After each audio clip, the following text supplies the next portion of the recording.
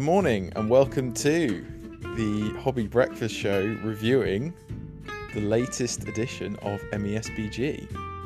I'm OT and I'm joined today by the Mayor. Hello. And Onod.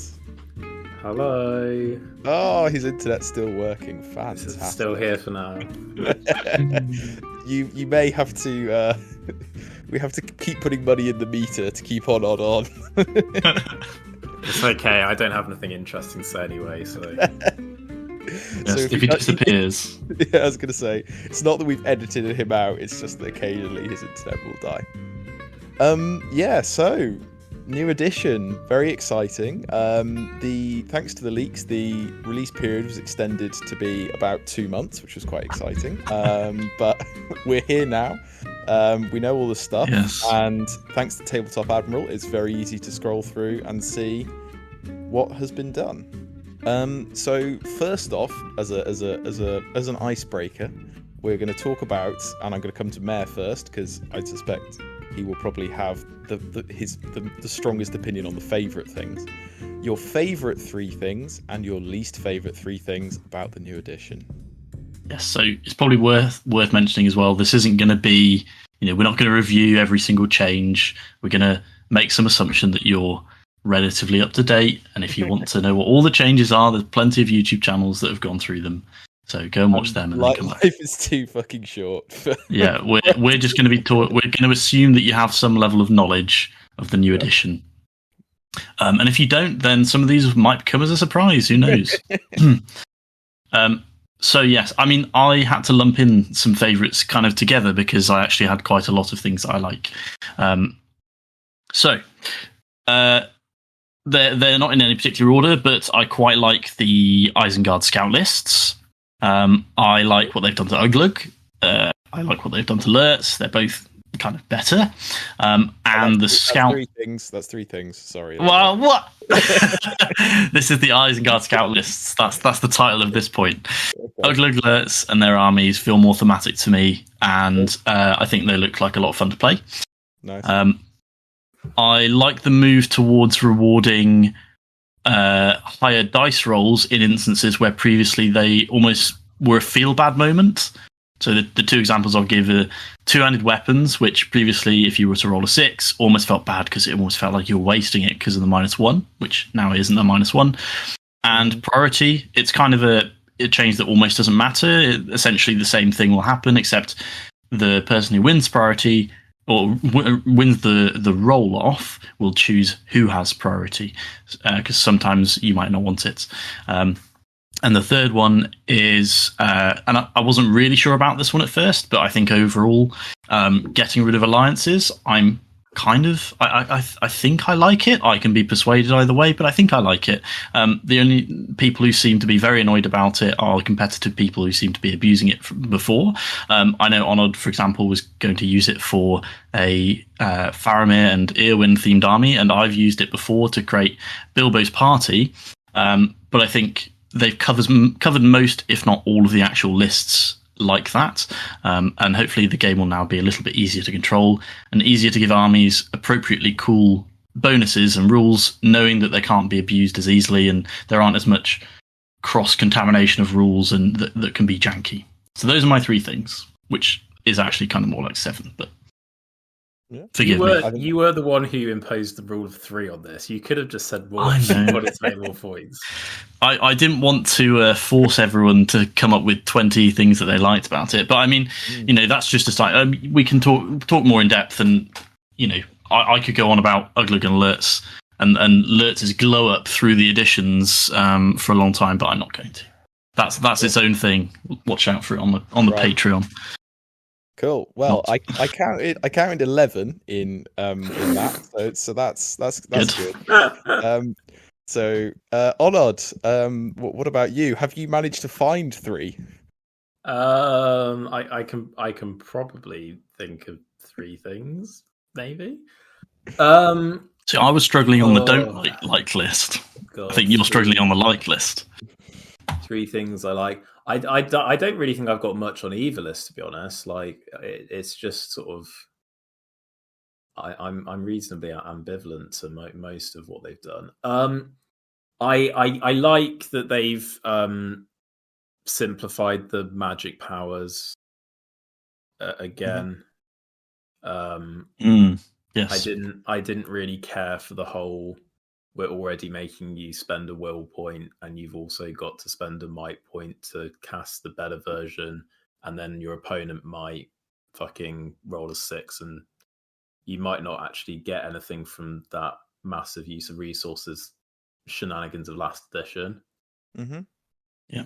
I like the removal of the special strikes or weapons. I've never really cared for them. Or the reshuffling of them. That was the nerd shit anyway. We didn't care about that. Only Sam has access. I guess I kind of like that they've made monsters feel a little bit more powerful. That's 3. There we go. Good. Nice. Well, I mean, that's So optimistic. I think that's 2.5. I'm not giving you 2.5. Okay. I'll take 2.5. I mean, I'm not going to have like loads of things that I'm really strongly against either. I'm just, you know, it's just different, isn't it? It is what it is. Fine. OT, go on, tell us what you have on your list of 3 things you like, and you're not allowed to talk about Legion. Okay. Or Boba Fett. Depressingly, well, mine are quite similar to Onod's. I think getting rid of alliances was a really good call. I think as long as they eventually produce enough thematic lists that everyone can take what they want to, I think that's really good.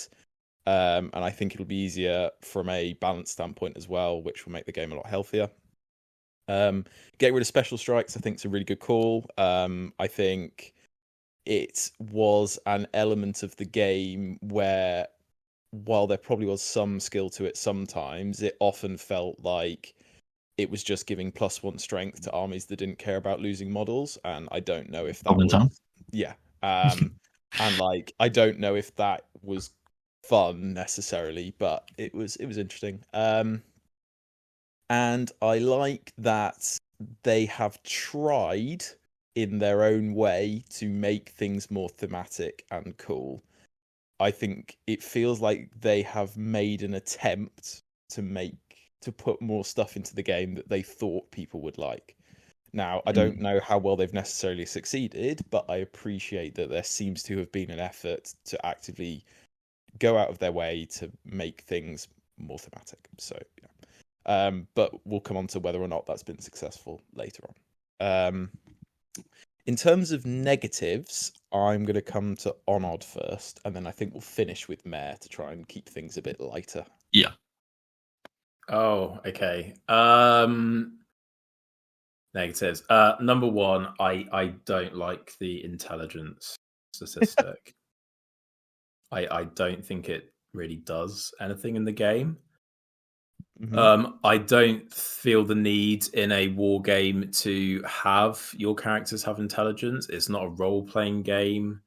You control your character's every action, or it is a random dice roll anyway. So I don't really feel the need to have that granularity that my character's intelligence is tracked. And I was completely happy with the abstraction that a character's courage and intelligence were the same thing, because as it turns out, in the core rules, there's only like 3 instances where you actually do it anyway.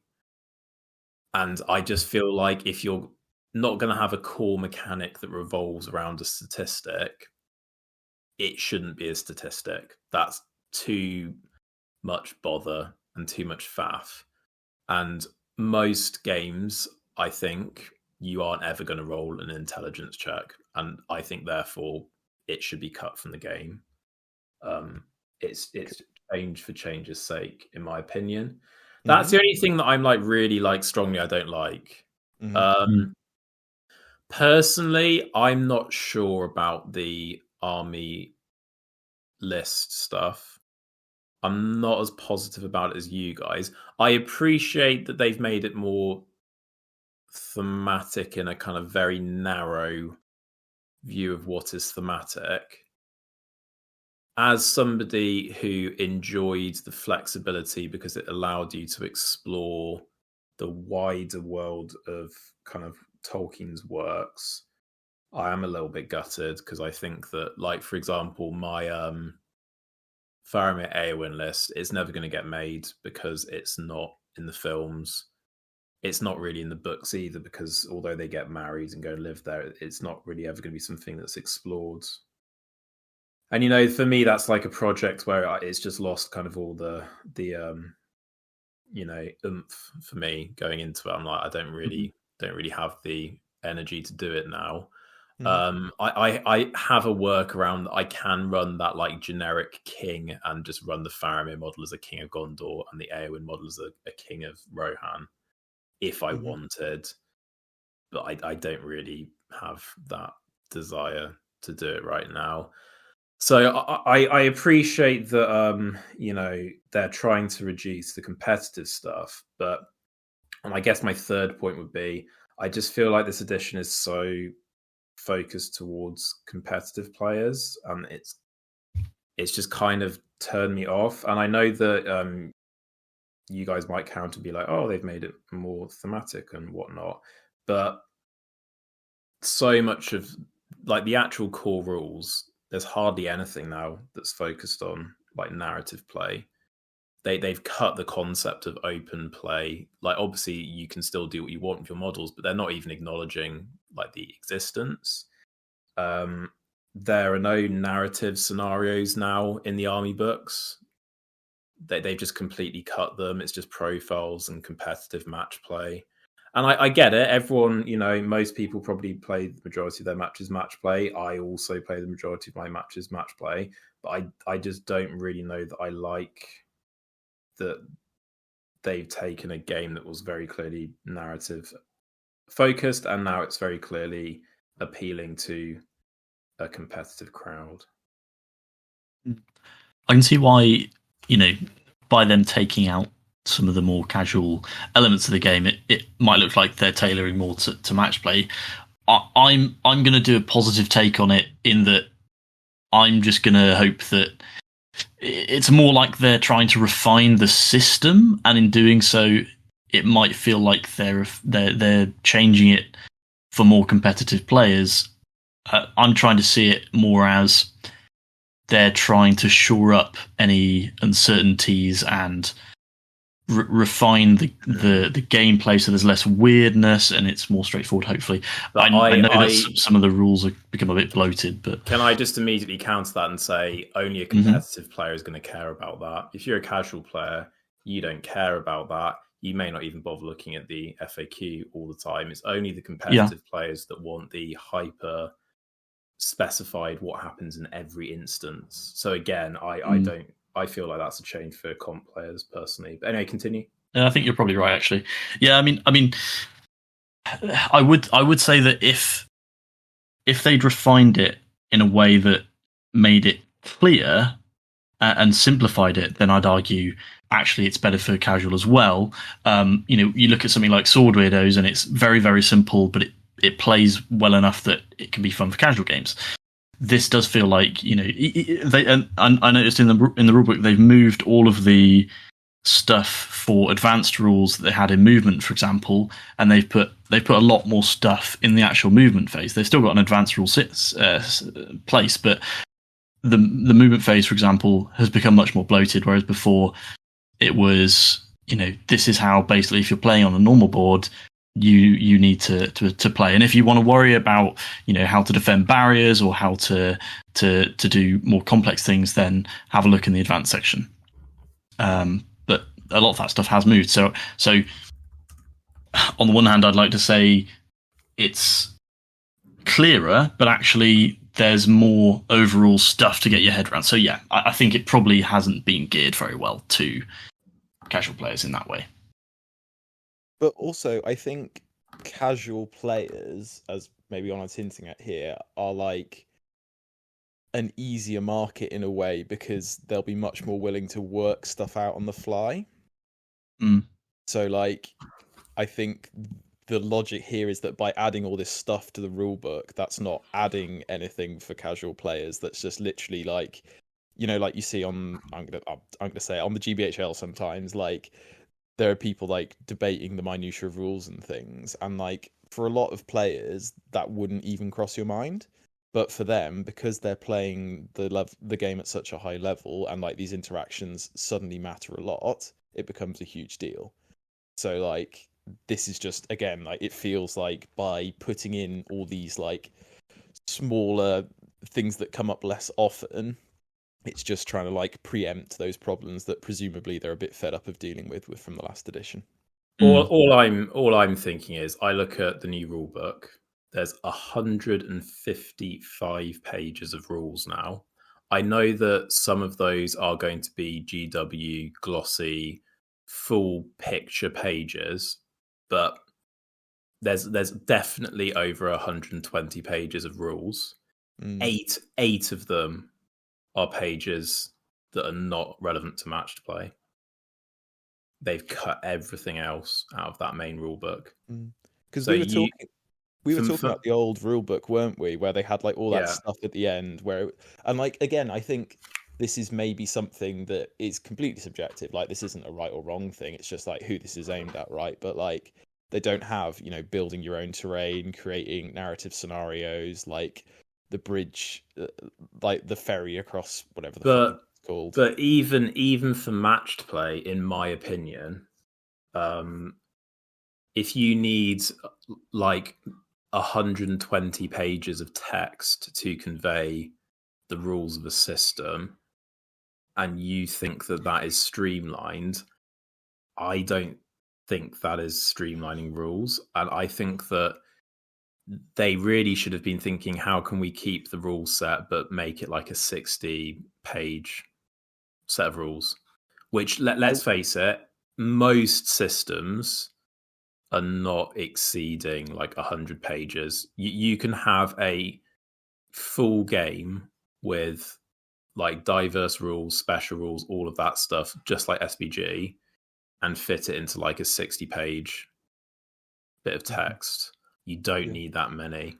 And I just don't feel like the way that they have approached this rules writing is actually that friendly necessarily. I still think the system is actually reasonably straightforward. It's simple to grasp, but the actual way they're writing it now is for competitive players, in my opinion. I wonder if by streamlining they didn't mean as in like we're like almost simplifying inverted commas the rules.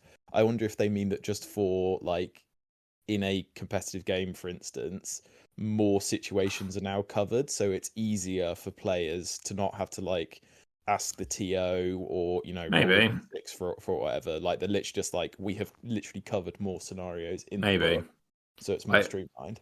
I think they need to be getting people who are better at formatting rules and possibly thinking better about at writing sentences as well. I think just rewriting the whole thing from the ground up, if you want to do this, the rule set has been just constantly added to rather than actually revised. They're not revising the rules of these new editions, they're just adding more sentences to cover more cases when they could just rewrite the rule in the first place.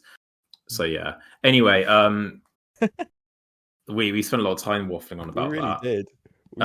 Of the things that Mayor and OT that you didn't like change wise, so that we just I'll go next. So Mayor can, because I think I don't know. I don't think I'm negative about this necessarily.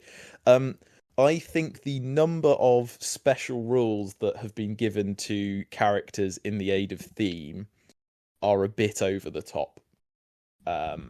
Like one of Thranduil's rules, it's like his dragon fire whatever rule. I counted, and I think it's over 200 words long. And that's a rule for one character. And I remember, Mayor, you were talking about one of the reasons you didn't carry on with Legion is because you don't have the energy to learn the new edition when it came out. I think it's things like this that have really made me feel like that about SBG, because I think I would be in a similar situation to you if you were to come over to New Legion, in that you would understand the majority of the mechanics that were happening, but every time you go to do something, you would have to ask a question or check the rules or whatever. And like, I don't know, it isn't something that appeals to me hugely, and like I applaud the motivation for doing it, like, you know, giving all the characters named horses and named swords and all this crap, but like I think in terms of the way it might play out in game, I don't know if it would be for me. That's not to say it's bad. I'm just saying that as somebody who had waning MESBG motivation anyway, it feels like something that's a bit much for me. I'm hoping that things like that, where perhaps a lot of the complexity comes in the new profiles and the new special rules that things have.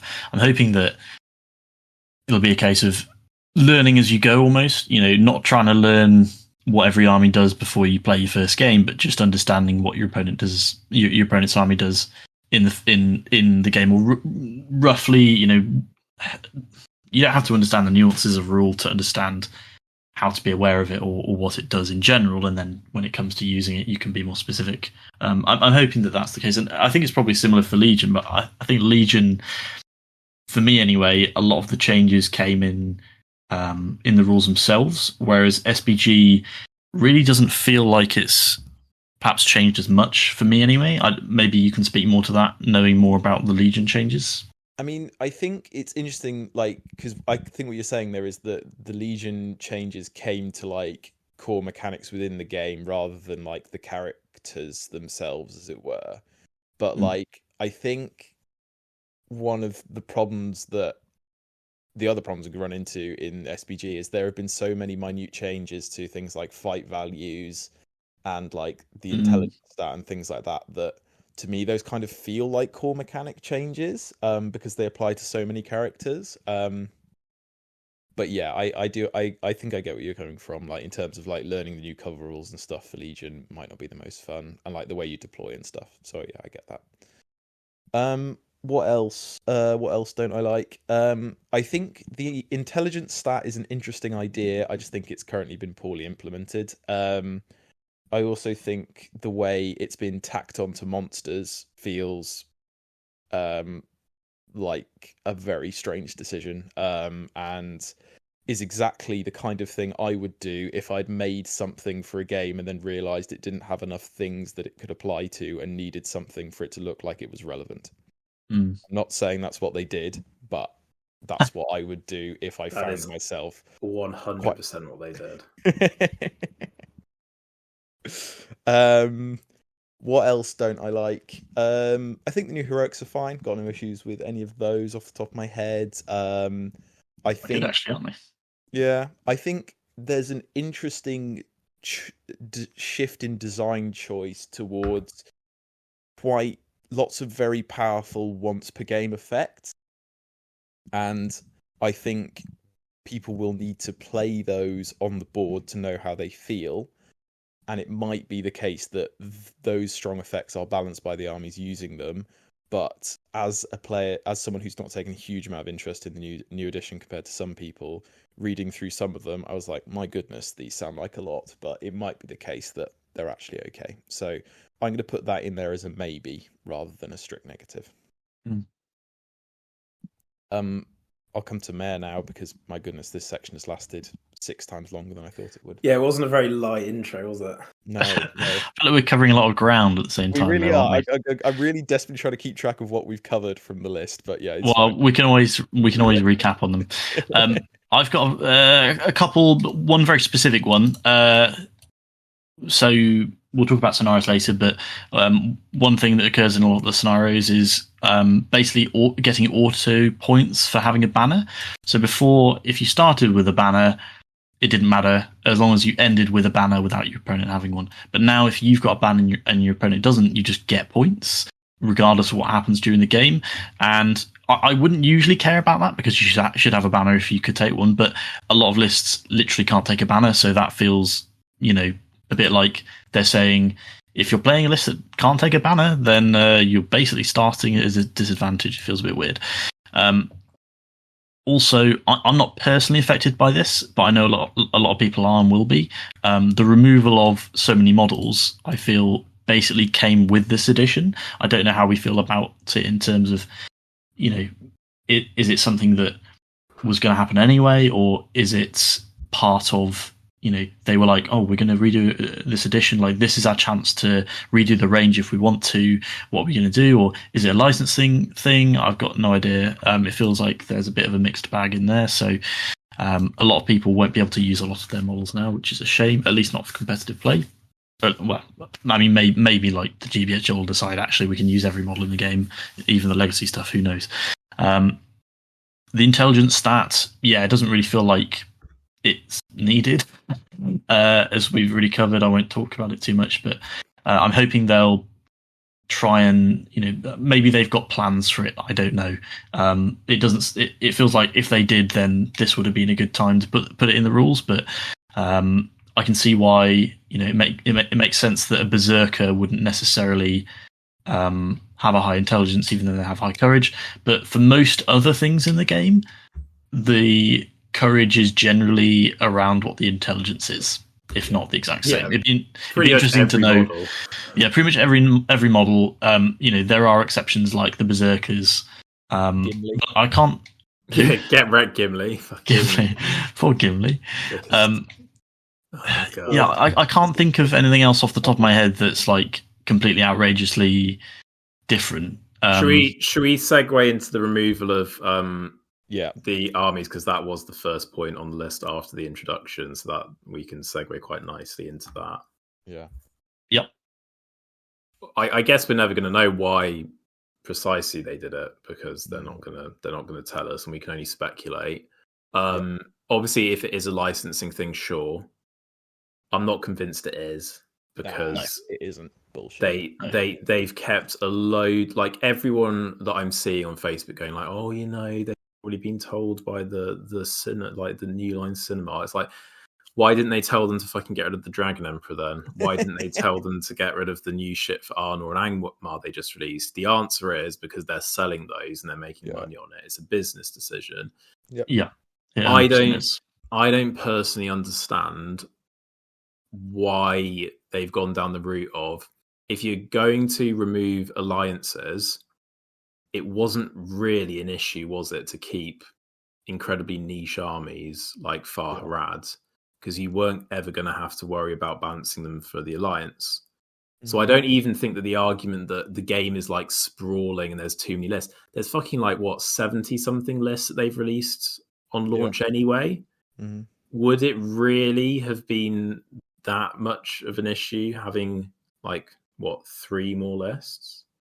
I just think that it's a bit of a weird choice, and I think even if you were going to say we're not going to put them in the book, don't label them as legacy, because it just shifts the way people think about them. You could have written lists that you knew were underpowered so that you would never have to FAQ them. They would never be problematic, and just sent a PDF out like you did with Arnor and and just said, these are legal for this edition. You don't have to release the models. I know that it sucks for people, and obviously there's the business side of, if you release rules for models and people see them, they want the models, they go and buy them secondhand market rather than giving you money.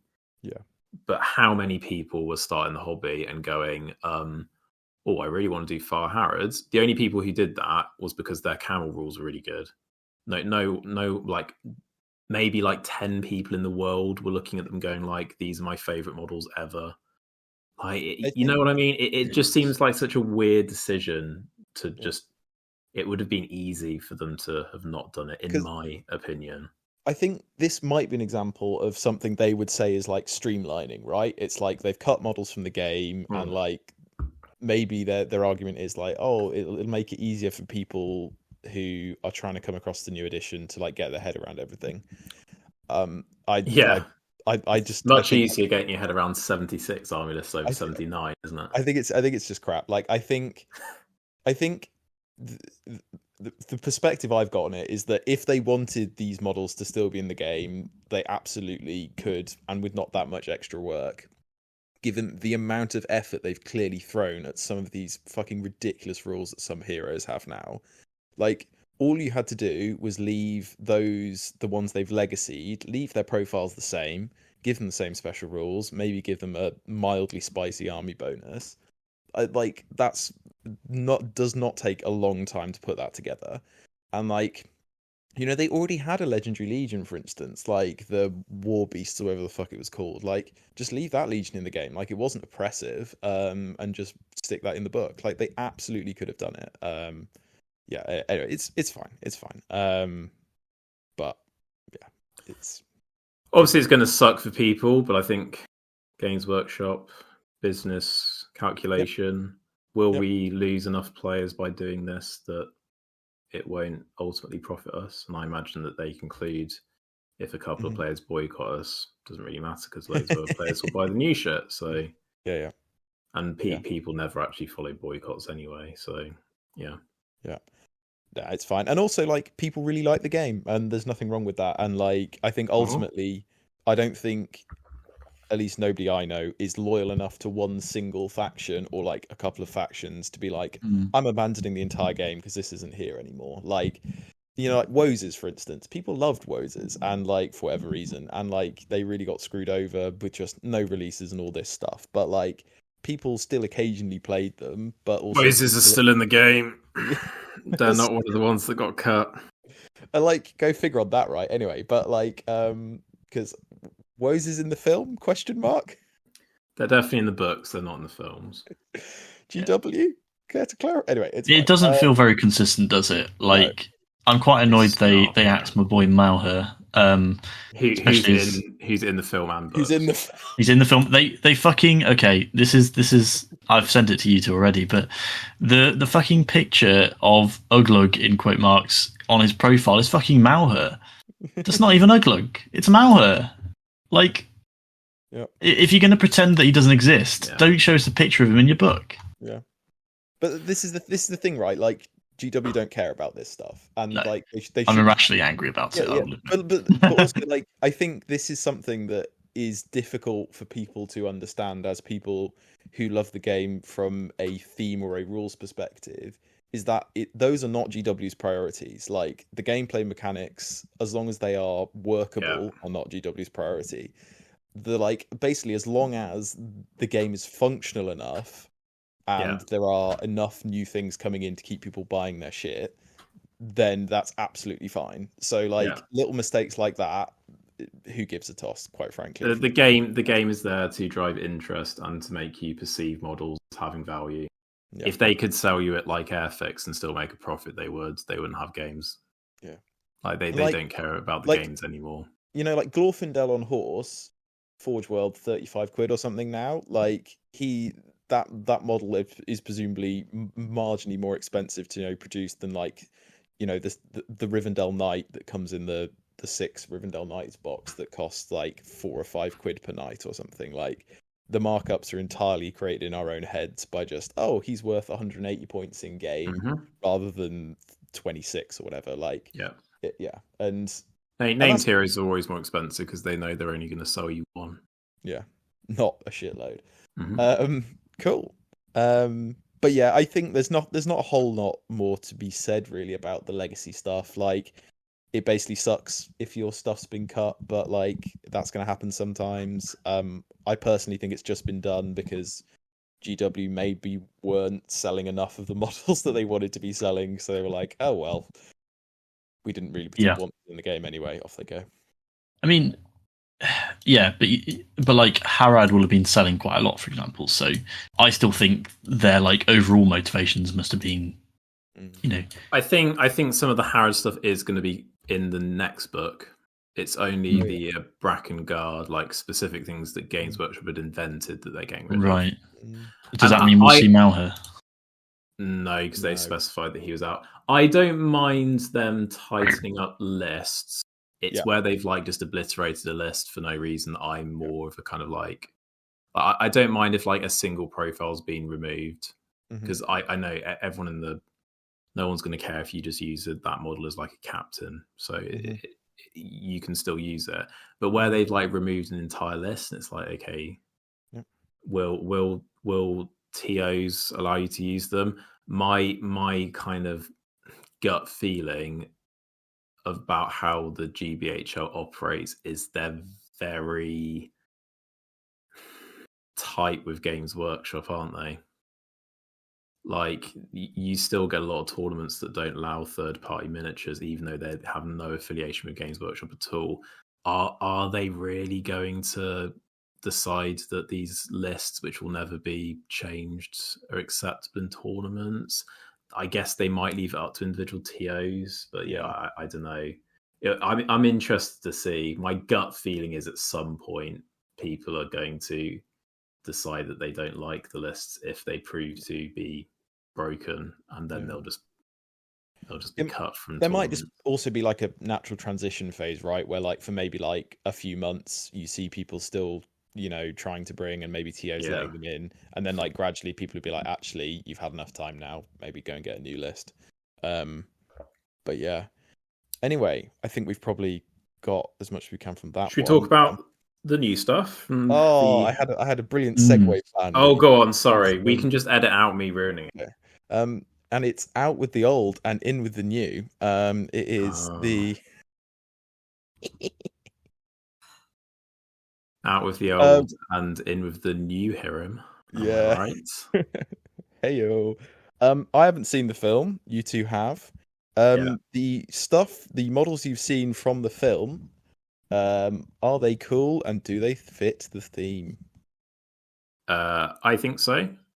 I enjoyed the movie. Are we going to talk about the movie at the end of this as like a new section? Is this video purely rules? We'll do that another time. I think this will probably be long enough to just be rules. That's okay. We can make it longer. We'll do a quick 30-second review from both of you of the film. Bearing in mind, having any opinion on it is actually offensive. So just okay. Should we actually put a timer on? Because otherwise I feel like...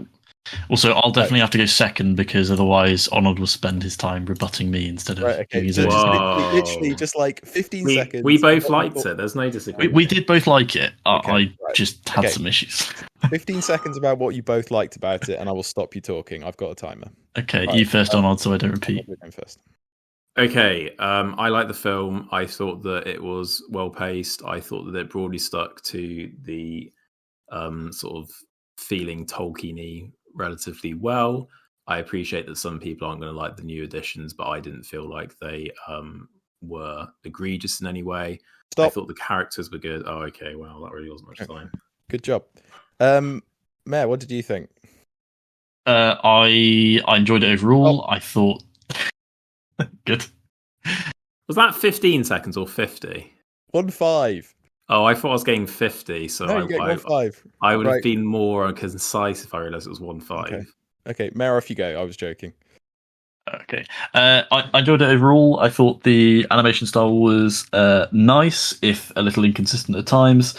There's some bits I wasn't a massive fan of, but like I said, overall, I enjoyed it. I thought the themes were good, and I enjoyed a lot of the, we'll call it, fan service. Cool. Perfect. There you go. I agree about the animation, just FYI. Okay. Well, those were two highly controversial takes, and I'm sure we'll get it's going. Broadly good animation, but in some places a bit jarring. But I liked most of it. Like an episode of Arcane clearly has like, I mean, I don't know what the budget difference is, but like there just isn't really comparison. I know it's a different style, but I think the budget was about 30 mil, but I imagine a lot of that would have been going to getting Brian Cox to voice Hannahan. Yeah, I mean, 10 mil. So how many million did you say? Sorry, I think from what I've seen online, 30, which is like chump change for Hollywood. So very low. One episode of, well, I suppose it's not quite one episode of Arcane, is it? Arcane's about an hour each, so it's probably actually fairly comparable. But if you go and look at the animation style of Arcane, it's just very clean, and it is very kind of anime in style, and the fight scenes. I don't know. Anyway, we're talking about it too much. Our time's up. Yeah. How well do you feel the characters have been realised from the film? I mean, a lot of the characters aren't really there for very long, so it's hard to say. I think the baddie traitor guy appeared for about 10 seconds, and none of his soldiers were there at all. They were implied, weren't they? I think soldiers, yes. I think that the budget was stretched already. No, I think it just wasn't relevant to the film to have the soldiers. I actually thought that not including them was a good thing. But anyway, it's more that they've created something from what I feel that's like was nothing. That's Games Workshop, though, isn't it? That's not the film's fault. That's Games I'll give you 2 minutes, and then we're no. Let us fucking talk about it. Jesus, OT. Just allow it. This is the only bit Arnold's passionate about. Just go make a cup of tea or something. Or the way you don't drink tea. The thing that I do want to say about the profiles is they have shown way more restraint than when they released the Hobbit profiles. They are not like egregiously overpowered. They feel pretty consistent with existing profiles. Yeah. They have tried to give them thematic rules. I think some profiles have been more successful than others. And I think that obviously they have actually, when you watch the film, it's quite a small cast of characters. So Games Workshop has expanded some of them, like Mel was pointing out with the Lord Thorn or whatever he's called. He's actually relatively minor in the film. But Games Workshop have taken what he does in the film and they've made a nice little fun rule, which I think works fine. I think the models they're producing look quite good. They're kind of taking the film style and they're making it fit more with the other models in the range, which I think was good because I was initially concerned that they were going to be like anime models and that they would look nothing like them. And I was a bit like, how are they going to do this? And I think they have managed that well. I am actually tempted to maybe pick up a couple of the character models. I probably won't be picking up any of the warriors and building a vast collection. The warriors are apparently, at least the wild men, are fucking horrendous to put together. Well, I'm not going to worry about that. But I might pick up like Hera, and I'll probably pick up Olwen. So yeah, but mostly just to paint. Mare. Yeah, I mean, I think everything you said is correct. I don't have too much to add, to be honest. I think they're fine. I kind of wish that we had something that wasn't more Rohan, but you know, that's fine. Like the Dunland stuff is cool. I kind of wish they hadn't completely got rid of the old Dunland to make way for the new, just so people get it. But that's fine, I guess. Just those models are gone. I don't think any of them are like super overpowered or anything. I would say they're definitely, you know, they're definitely Hobbit era sort of style, in that there is a fair amount of rules, but they had to do that for flavour, I suppose. I also noticed. What do you think about the Hera's? What's she wearing? A wedding dress? That model is at least painted fairly differently to how it is in the film. I wonder how early, because obviously that's one of the few models that made it into. Yeah, I reckon they were giving late concept art rather than actually seeing the film. Because if you look at some of the concept art for Hera, she is dressed slightly differently. Okay. So I would say that that's probably what's happened. Happened there, but obviously it doesn't matter because you can just paint her how you want, really, can't you? Yeah. I will say, I think, unfortunately, what's the baddie's name again? I forget his name. Wolf. Yeah, he was such a pardon my French, dickhead in the film. I kept thinking, oh, he's going to be a little bit remorseful here, or you know, he's not just going to cold-bloodedly murder this person, surely. And it really made me want to not. I mean, through the film, I was thinking, yeah, this is cool. I can see myself picking up the models. But now I just really don't like. I literally hate him. It's not like Isengard, where it's actually kind of cool, in my opinion. Like a lot of the evil factions. You know, you could play and be like, yeah, this is cool, you know, that. So you know, what I'm hearing is Lurt's point blank shooting Boromir in the face with a bow and arrow, good, fine, but Wolf stabbing a guy, not fine. But Wolf is an evil human. I'm just winding you up. I'm just winding you up. In Tolkien's in the Lord of the Rings, you know, the evil creatures are evil, and you can kind of excuse them for that. I'm just winding you up. I know. Wolf is given so many chances to show that he's, not completely evil.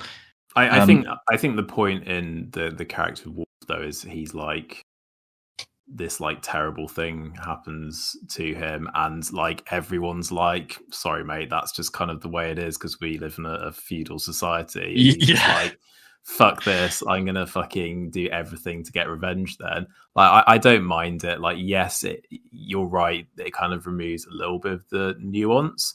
I think that early in the film they did give him kind of a little bit of opportunity to humanize him, but he kind of like thought that he was being insulted, so he kind of doubled down. So I think that by the time you got there and he'd had that long siege and he'd kind of been fighting for ages, the bit you're talking about, you're right. But even in opportunities where they could have been subtle, like in the flashback where he's a child and he's fighting with a sword, he looks evil as a child. He's like wearing all black and he's got like a curved sword and stuff, and it's like, well, that's what just artist. That's an artistic choice. You're associating a curved sword with being evil because that's what you think. There's nothing inherently evil about a curved sword. Nah. I mean, it definitely looked like a wicked blade. I will say that. Okay. That's just the societal impression that you've been given. A sword's a sword. Should we move on? As this isn't really relevant. Yeah, what's next? It's the overview of changes. Overview of changes. Right. Okay, we're not even halfway. We're not even a quarter of our list done yet. Yeah, it's okay though because we've actually talked about quite a lot of the stuff. We have. So yeah, we've talked about this building. Magic. Magic. I did want to touch on this. Fine with it. So I quite like that they've, like you said, got rid of a lot of the rules. Heroic channeling is now just you rolled a 6, which I really like. It feels simpler. Most of the changes are fine. That's it. Cool. OT, you got anything to say about magic? Nope. No. Changes to heroics. Favorites? I'm personally a little bit sad that they've changed strike. I know that from a like trying to make it less swingy, it makes sense. But you don't get the cool moment now where like Sam can strike up to like fight 9 with like a lucky roll, and like for me, I'm like a little bit sad because it feels like. But you also don't get the moment where Uglug strikes up and kills the Balrog. Like I didn't really care about. It's cool. I know. Well, it's cool when it happens with a good hero against something it shouldn't kill, but it's not so cool when an evil hero does it to a good hero. I don't really care about that. I wouldn't describe the Balrog as a good hero either. You know what I mean. Mayor's really picking his apologies this evening. Yeah, I never really mind the thing. I know that it was like a feel bad moment in a game, but you knew that it was equally likely that you would get that as well. Strike was so strong. Yeah, I know. You used it all the time. It was too strong. I'm just saying I kind of moments it created, and I feel like that this now has made Strike feel very like neutered. It's almost too mathematical now, isn't it? It's like, oh, if I'm one fight below them, is it worth spending a might point because I have to roll a 5 or 6 to actually guarantee the win? So you're basically now only ever going to use strike if you're absolutely desperate, and in which case you've probably done something wrong early in the game if you're having to do that, or you use strike if you're of an equal fight and your opponent can't.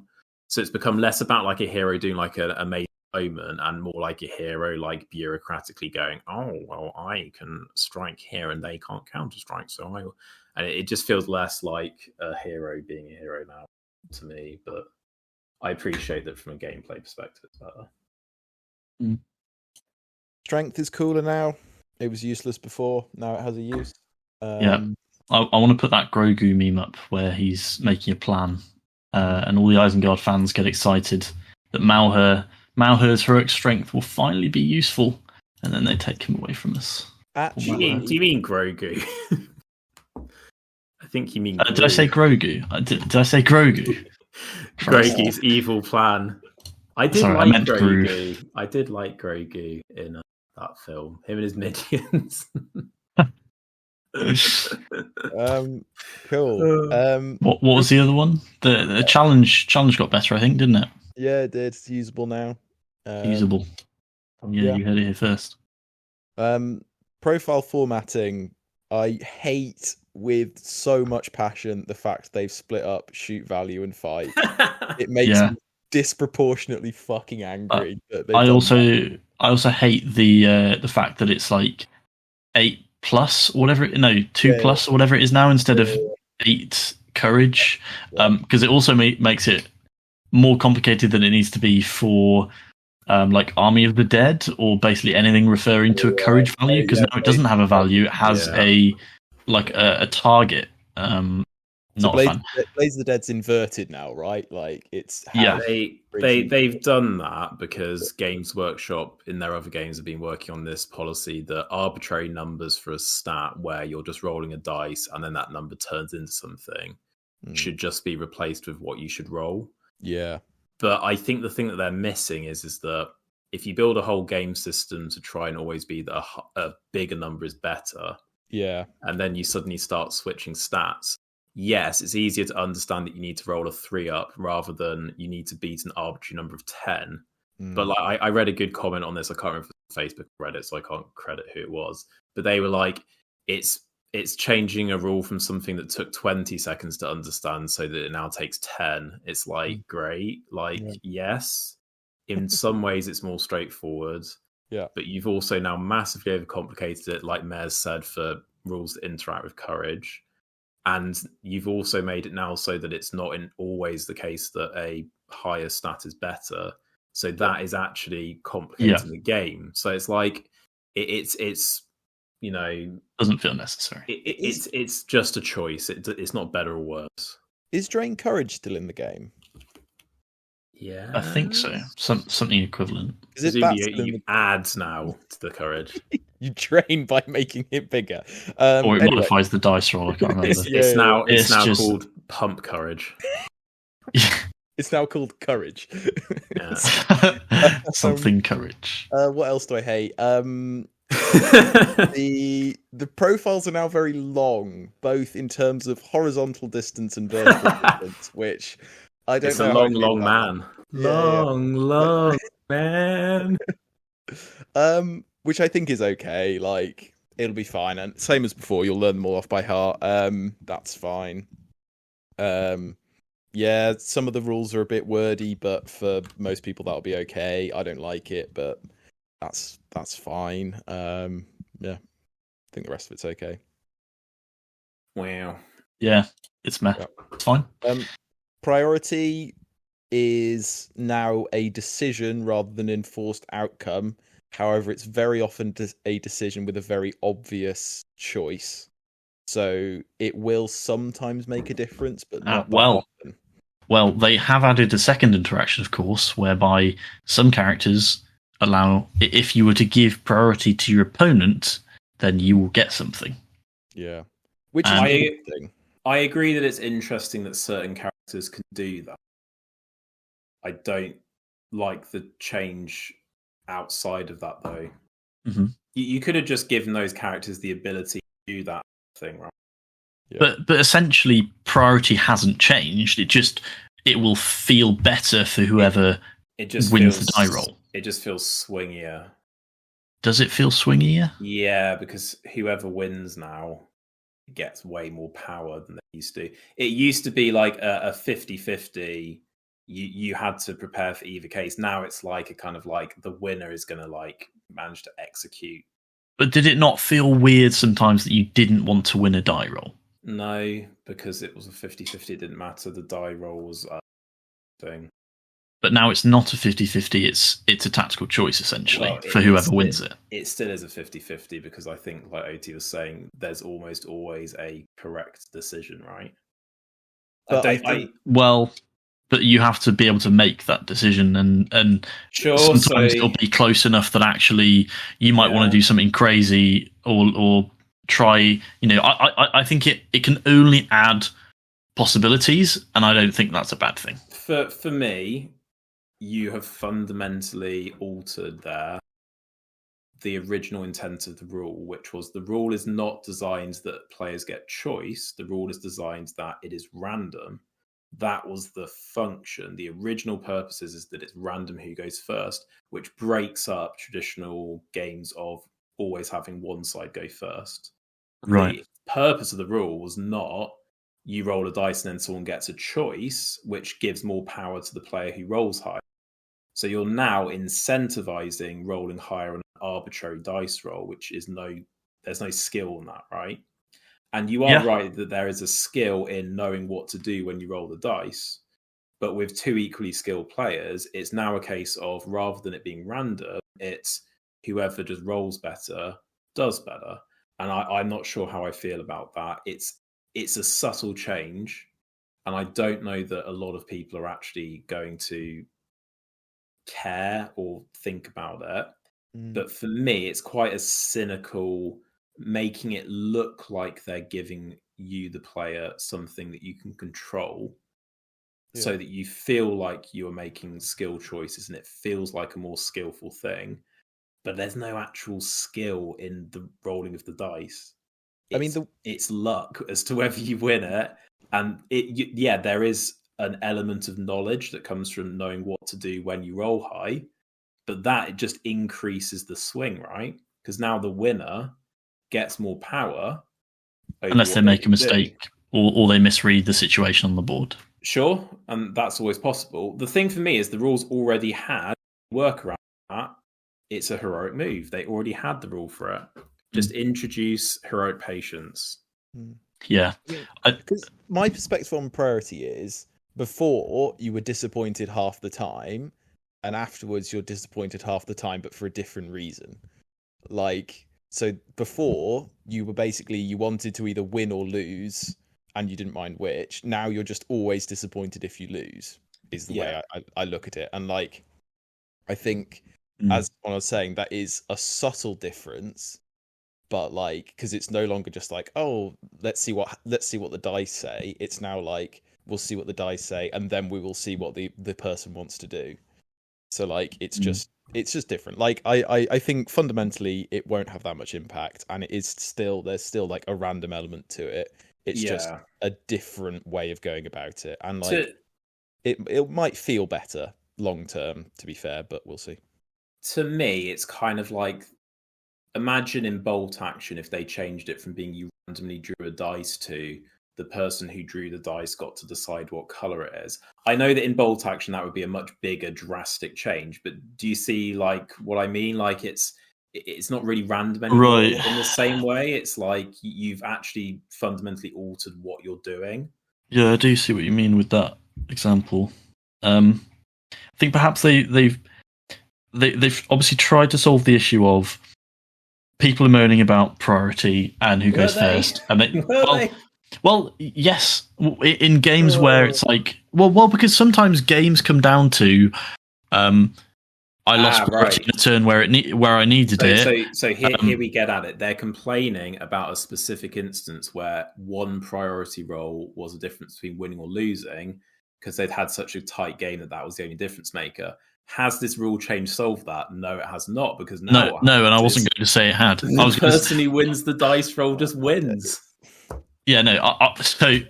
So I think they've tried to solve it, but not solved it. Is what I was going to. Yeah.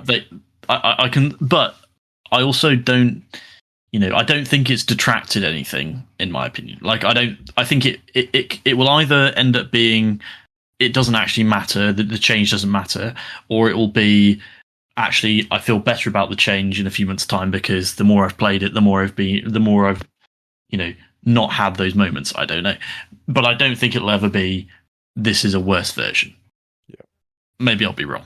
But on a slightly separate note, I have an issue with rules that characters have that interact with priority. Like, I think that's a clunky way of making things happen, and like, I can understand why it might feel like it adds more depth, but priority is random, and a player getting an ability based on that purely random outcome, I'm not sure how much I like. Yeah. Again, it might be something that plays out absolutely fine in game, and it might be that there is that genuine payoff, and that's fine.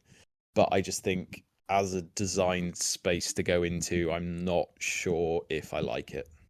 How many times is it actually going to be like you have to roll to win? You then have a choice. You either take priority, or you drop it to get a bonus. Is how that rule works. Yeah. How many times are you going to be in a situation where you didn't want priority anyway? So dropping it is a double win. Yeah. And how many times is it going to be that bonus is better? Because that's the only time really that rule is interesting, when the bonus is better than not having priority when you need it. Yeah. But I think if you need priority, right? So, like Faramir's one, for instance, which is the one I'm thinking about, is it gives him and all friendly warriors dominant 2. Friendly warriors within 3 inches dominant 2. And like that's interesting, I think, late game, like if you're tagging objectives. Yeah. But like, I don't know, like if you win and lose a game based on that, is that, I mean, maybe like there's probably a tactical decision there to be made in terms of like playing the objective versus having the initiative, which is interesting, maybe. The problem with Faramir's rule, in my opinion, as a hyper-specific instance of this, it's not really a choice, again, is it? Because if you're not stood on your objective, the dominant 2 doesn't matter. If you are stood on the objective, it does. So you always have the decision made for you a lot of the time. I guess maybe the argument is that you could play around that and try and put yourself in a position where you could like steal an objective late game by having the priority and then throwing it away. And Sure. So anyway, it's probably too early to say without having played the game. Let's talk about monsters. They're better now. Yes, I think they are better as well. I think the dominant keyword is actually like maybe low key quite a nice change, quite a nice addition. I think dominant is nice. Yeah, I'm not sure how I feel about the regular schmucks get it though. Yeah, guy with torch. Yeah, guy with torch is 2 men. Most torch models are just shit though, so there is that. There are lists where that's part of the army bonus that they're dominant to inherently. Yeah. Okay. So well, which ones? Just because I actually don't know. I can't remember off the top of my head. I just remember looking through. I know that I think the White Council, they're all dominant 5 or something. Oh no, that's fine. They're dominant 3. Sorry, dominant 3. But there is definitely one where it's the regular. Hill Tribesman with Flaming Brand. Yeah, but like I said, they're shit. Well, 6 points for 2 models on an objective. But you're not going to win. You're not going to win a fight with them. They get Terror Cavalry and Terror Beast, which is interesting. Yeah, I mean, but so they're equipped with a Flaming Brand and a shield, is it? You can just have Flaming Brand if you want. Okay, so I mean, the stat line for those models is pretty horrific, and I think that's probably the trade-off. And the Flaming Brands are 2 points, aren't they? 1. They're 1 point. So, okay, well, I don't know then. I don't know. I just wonder whether when people start min-maxing, whether armies which give you dominance and you can spam it. But would you rather win the fights, or like I'd rather have an army that can actually just destroy your army and win the objective and push you off an objective than be the army with shit models that's just like desperately trying to hold on. That's why I think it's probably balanced. If you could give it to things like, Warriors with Defense 7, like that is really, really good.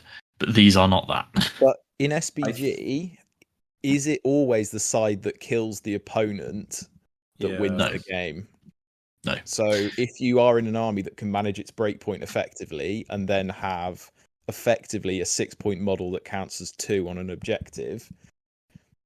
So it'd definitely help.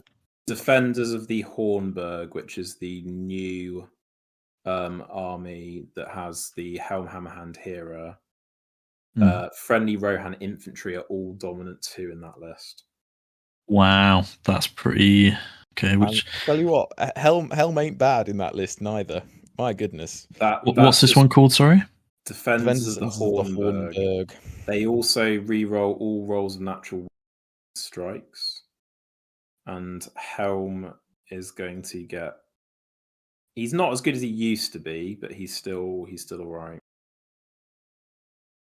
Anyway, so yeah, there are going to be lists where you're like, am I actually going to have enough models that even if it breaks me? Because I think it'll be interesting to stick with the idea that are they going to stick with the scenario ideas that whoever breaks first, the game ends? Well, scenarios is next on the list. Yeah. There aren't many scenarios. No, Hey, there will be. They've picked some good ones, to be fair. Yep. Are they not just the core ones from last time round? No, they are not. Are they not? Okay. So we have domination, which is the one where you've got a central objective, and then you place how many more? 5 more? Don't know. There's lots of objectives, and they're worth a bunch of points. We've got to the death, which is just kill stuff. We've got. There's also a lot more ways to score points in all of these. So for example, to the death, you've got 1, 2, 3, 4, 5, 6 different bullet points with ways to score. Excellent.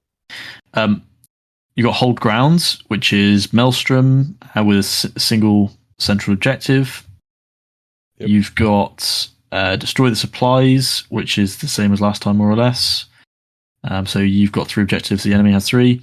You get reconnoiter, and you've got fog of war. I don't know if having because I'm wondering if having dominant works with fog of war for terrain pieces, but I'm not sure. So fog of war may or may not have something. Recon obviously doesn't have anything. Destroy supply doesn't. Hold ground does. To the death doesn't. Domination does. So actually, it's only a third of the scenarios that actually have clear defined objective markers for the dominant keywords. So, I mean, suddenly having your whole army do it, I mean, you're going to be better on those, but it's still only a third of them. Depends what they do when they release the match play guide, though, doesn't it? Yeah. That's true. But currently, I think that's a good selection. Recon's always a bit contentious, but other than that, yep, I think it's fine. And I think there are 6 good scenarios to learn the new mechanics and play the game. And in time, new ones will come out, and it'll be fine. And in the meantime, I'm sure TOs will find a way to spice up these scenarios by adding in mini objectives and stuff. So it'll be okay. Yeah. Cool. Throwing weapon limits. Same as the bow limit now. You can only have a third. I think it's a good change. I think it probably is. It's just for balance, isn't it? Yeah, it does make some armies maybe even not possible to run anymore, which is a bit sad. Having to track both in army building, both how many bows and throwing weapons you've got is another thing, which is is already a bit of a hassle, isn't it? Having to finick around. Obviously it's not that difficult, but it's a bit kind of oh, okay, I've got to think about how many models have all this now. Yeah. What armies were really bad for throwing weapons though? You mean probably? Yeah.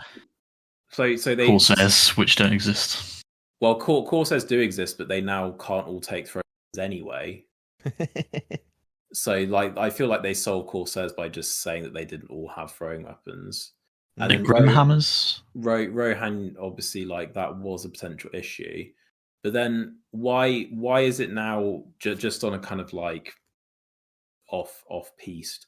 Why is it okay for Rohan armies to be all equipped with bows but not throwing weapons? That seems like a bit of a weird arbitrary choice. I think it's because every turn that you win priority, you're going to be using them when you're running into combat. It's free, essentially, whereas a bow requires you to kite. So you're incentivizing boring. Yeah, gameplay. As I was saying it, I was this is terrible. Yeah, I don't know. Yeah. I mean, having your whole army with thrown weapons, maybe they're trying to make it easier on armies for losing priority and your opponent moving in with all their thrown weapons and getting a bunch of essentially free shots. Sure. I mean, Um, I don't actually like mind, but I'm also kind of like throwing weapons. Like, I know a lot of people really rated them, but it just takes out the annoying, like the people who are getting annoyed by it. I guess maybe it's just a like small terrible dice rolling, but they never really seem to do much for me. Throwing weapons were pretty good. Like, yeah. I think that they were fine. And like, especially if you stole initiative on multiple turns, they could be strong. But yeah, cool. Equipment changes. So the two-handed weapons are exactly the same, apart from if you roll a 6, it doesn't apply anymore. Which I think, as Mare already said earlier, is a good thing. Like, it's just removes another feel bad. And who already had that? Was it the Clansman of Lambden? The Clansman of Lacadon, or whatever they're called. Yeah. Light armor now only works against shooting, not melee. Yeah, so it's plus. Yeah. So it won't be included. The +1 won't be included in the profile, but you'll get +1 if you're being shot at. I feel like I'm gonna forget that. So yeah, I was about to say, is that good? I think that's fine, isn't it? Because you'll get used to it. You'll be like, you'll know, because the person playing it will be very conscious of it. Yeah, like if my berserker's getting shot at, I'm thinking, how can I save my berserker? And I will know that he's got +1 defense to shoot. Yeah.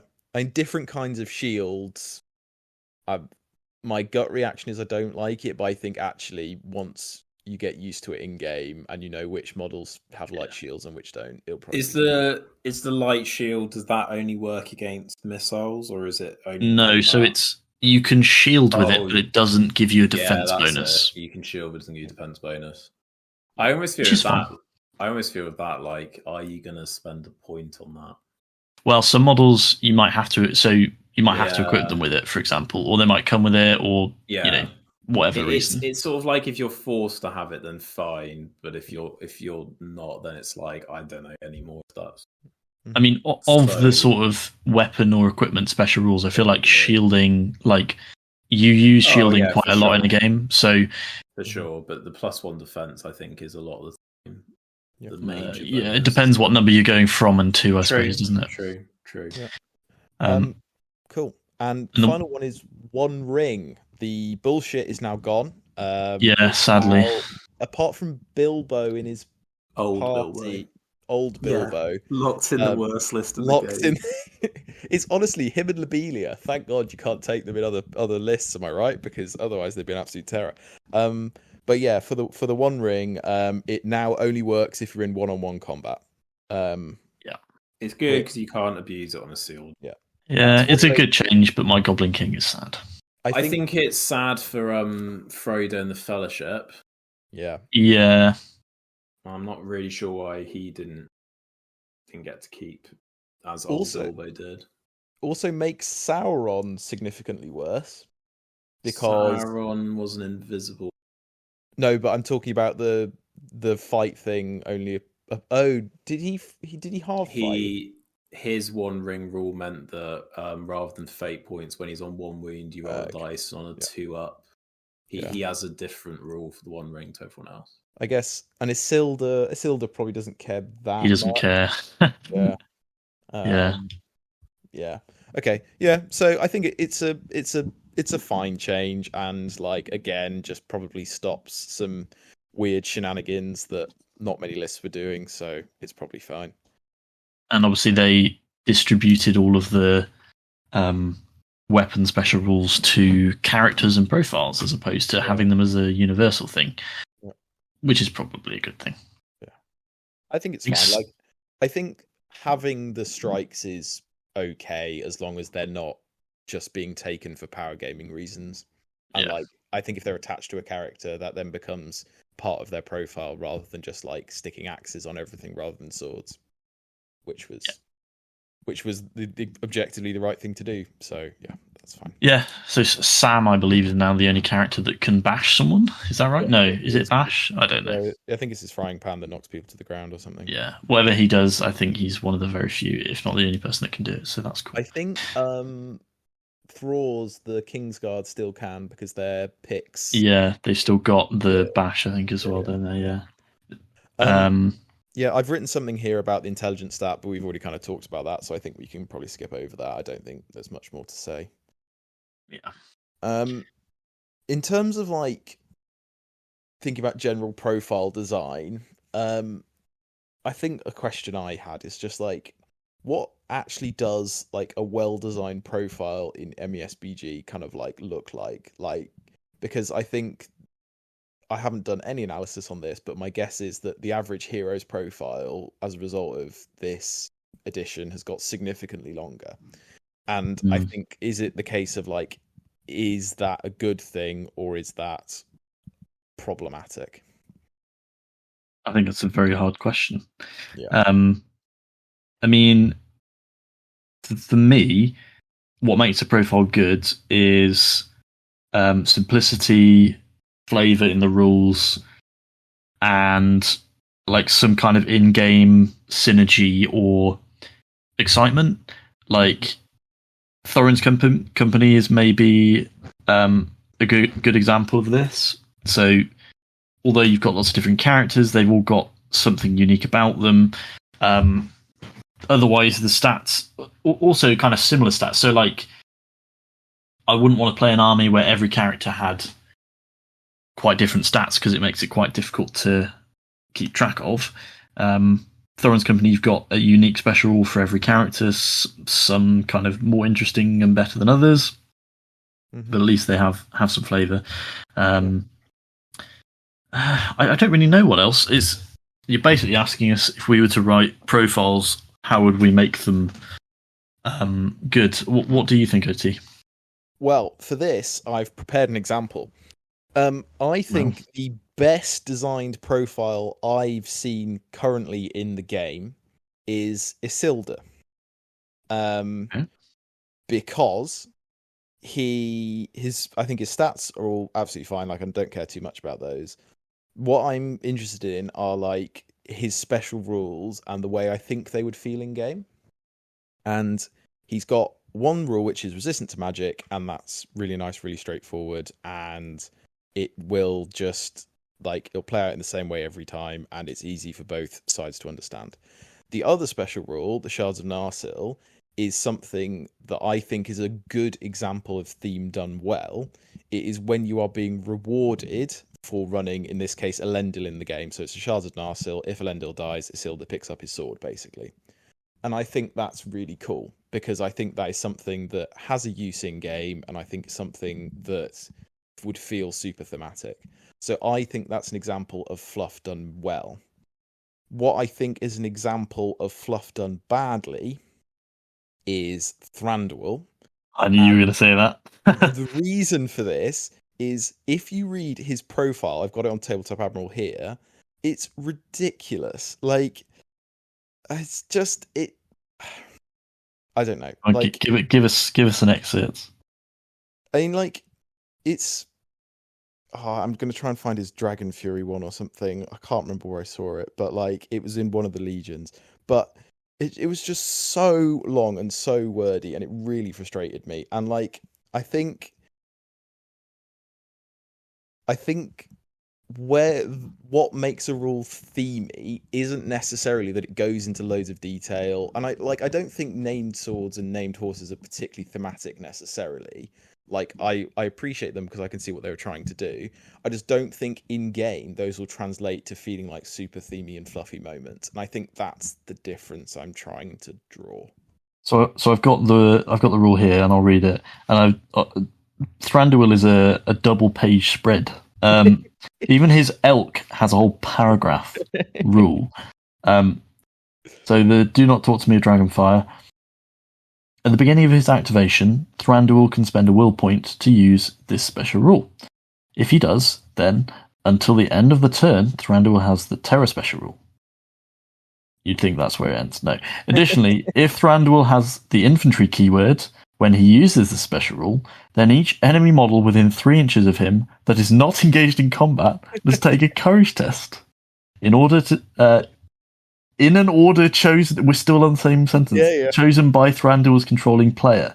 Okay, I have to read that twice to actually understand it. Yeah. If he does, so additionally, if he's got the infantry keyword, And so then you pick enemy models within 3 inches of him that are not engaged in combat. They take a courage test in an order chosen by Thranduil's player. If they fail, they must immediately move directly away from Thranduil as far as they can, up to the limit of their move value. Models moved by the special rule cannot move again during the turn, but may otherwise act normally. So basically, they're just saying if he's got the infantry keyword when he uses this, he picks models within 3 in an order chosen by him. Courage test, they fail, they move away. I'm sure after you do it once, you're used to it, but it doesn't feel like it's been written very effectively, has it? And like, I don't think in game you're like, oh, that's a fluffy moment. You're like, oh, he just cast Instill Fear from the old edition. It's got absolutely nothing to do with what, like, do not talk to me of Dragonfire. Yeah. Like, and like that's my issue, right? Is that like I think in this effort to make things feel thematic and cool, I don't know how much attention has actually been paid to how it will feel in game. I think it's more like they'll be like, oh, people are going to read the book and see that fucking Eomer has a named horse and a named sword. They'll go nuts for that. Whereas actually, I think it'll be like you'll in game, you'll just be like, oh, my horse has like +1 courage or whatever the hell it is, and a bit more movement. Like, I don't know, like that's not themed to me. I think SBG already had a very elegant system to add theme, which is the heroic stats, right? Yeah. Like that, you don't need every hero to have like 3 special rules indicating every time they pick their nose during the film, because you use a might point to make them do something, and like the addition of rules which you're never going to use, like. How often are you going to hit someone with Sam's frying pan? Like, yes, it's cute, but it was already cute having the model with it. You didn't need to give it. You didn't need to give it the rule. It was already like, oh, he's got a frying pan. Isn't that funny? It's like that moment in the. And if you ever killed an orc, you just be like, yeah, he whacked him with his frying pan. Like, you don't need to actually have a frying pan. Now it's like if you kill an orc, it's like I didn't use the frying pan then. Like you're almost taking away the theme. It's like you can't kill people with the frying pan anymore. You can only fucking bash You'll be them. judged. You'll be judged for not using the special strike. They'll be like, oh, fucking hit him. What the fuck are you doing? I have a pretentious cooking analogy here. Do you want me to do that, or do you want me to cut it? I would like you to cut it like a cake and deliver the cooking analogy. So, if you have like.